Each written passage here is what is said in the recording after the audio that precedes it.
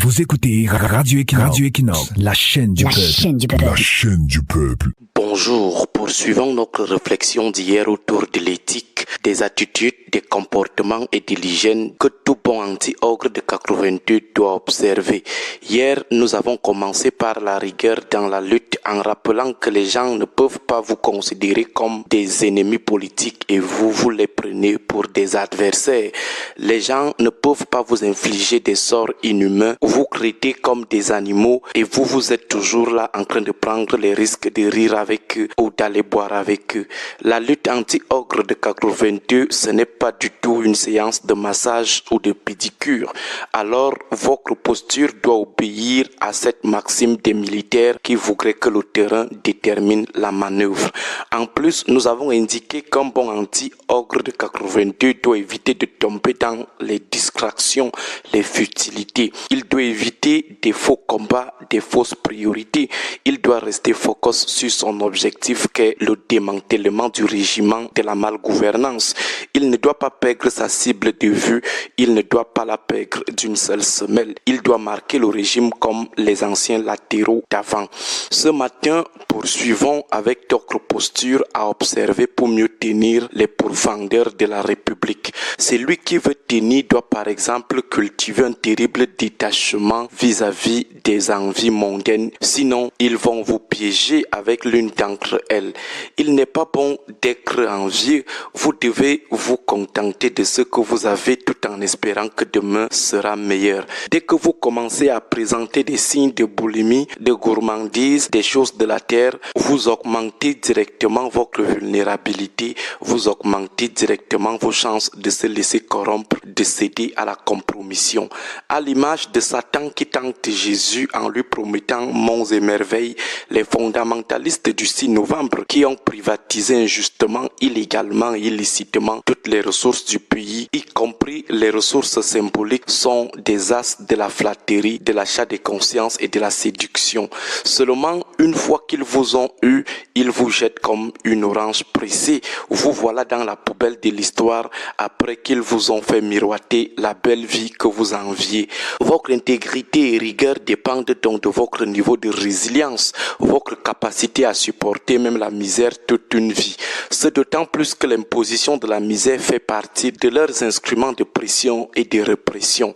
Avec les fondamentalistes du 6 novembre, lorsque vous les dénoncez, préparez-vous à mourir pauvre, préparez-vous à mourir même tôt, parce que, comme indiqué hier en évoquant Carl Schmitt, les fondamentalistes du 6 novembre considèrent ceux qui ne sont pas d'accord avec eux, non pas comme des adversaires, mais plutôt comme des ennemis. Et l'ennemi au sens de Schmitt est une racaille, donc une ordure à éliminer sans remords. Du coup, si la misère qu'il vous impose peut conduire même à votre décès, ça serait une bonne nouvelle pour eux, bon débarras. Une autre chose à retenir, lorsque vous décidez de vous mettre à dos les fondamentalistes du 6 novembre, il faut au maximum éviter de leur donner vous-même le fouet qu'ils vont vous fouetter avec. En d'autres termes, évitez de leur donner des prétextes, des arguments pour qu'ils vous détruisent, mieux qu'ils fabriquent des faux prétextes pour justifier leur acharnement. En fait, vous ne pouvez pas être un critique et être en même temps dans l'illégal ou dans l'illicite. C'est vous qui ne payez pas vos impôts, c'est vous qui n'avez pas vos pièces personnelles à jour, c'est vous qui cherchez des faux problèmes au quartier, c'est vous qui vous exposez aux filles et aux garçons à la moralité querellable, c'est vous qui marchez encore la nuit sous chaque soir dans tous les maquis de Douala et de Yaoundé, c'est vous qui les diffamez, c'est vous qui les accusez injustement, c'est toujours vous qui craignez avec des gens déconseillables, c'est vous qui partez encore mendier chez ces ultras, ces extrémistes, c'est vous qui avez dans vos téléphones et ordinateurs des enregistrements de votre corps sans habit ou de vos situations de plaisir de nuit. S'ils attrapent vos téléphones, vous êtes morts. C'est vous qui recevez leurs cadeaux. Pourtant, comme on dit chez nous, lorsque vous refusez un wadjo, refusez l'eau avec tous les bijoux qu'il qu'il vous offre. Vous ne pouvez pas être celui-là qui fait du vagabondage dans les bureaux et domiciles des fondamentalistes du 6 novembre et dire en même temps qu'ils doivent partir. Ces gens sont vicieux, ils sont sans cœur lorsqu'ils vous tiennent par le bas, alors maximum de prudence. Enfin, avec ces fondamentalistes du 6 novembre, il faut apprendre à marcher en regardant derrière, apprendre à ne pas trop dormir la nuit. Il faut toujours rester éveillé et vigilant.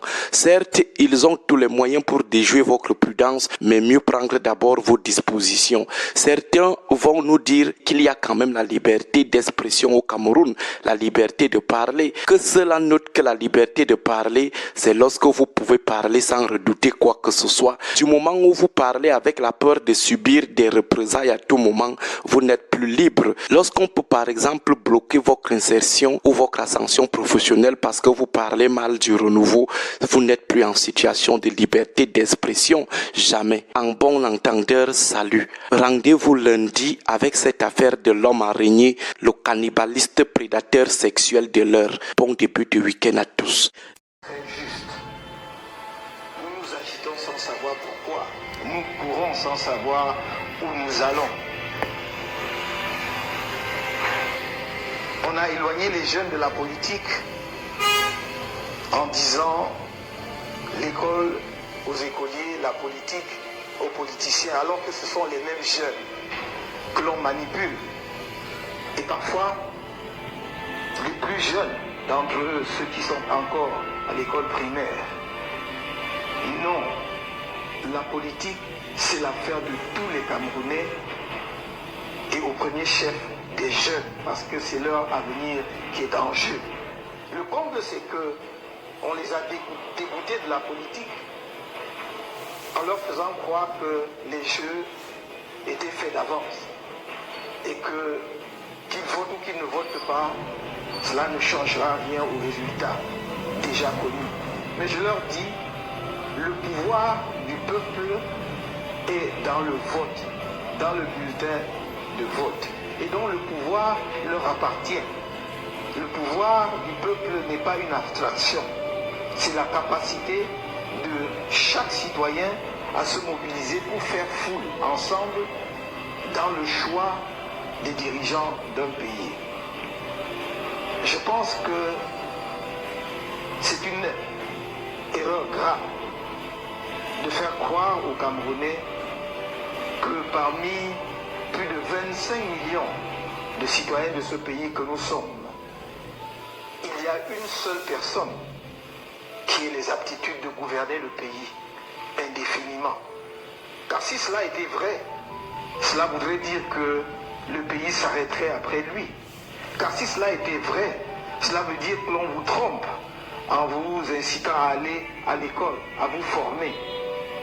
Car la seule perspective qu'offre la formation, qu'offre l'éducation, la grande perspective citoyenne, c'est de donner à chacun de nous la capacité de participer pleinement aux affaires du pays, à la fois dans le choix des dirigeants, mais aussi comme candidat pour proposer au pays ce que l'on veut faire ensemble pour son développement et sa modernisation.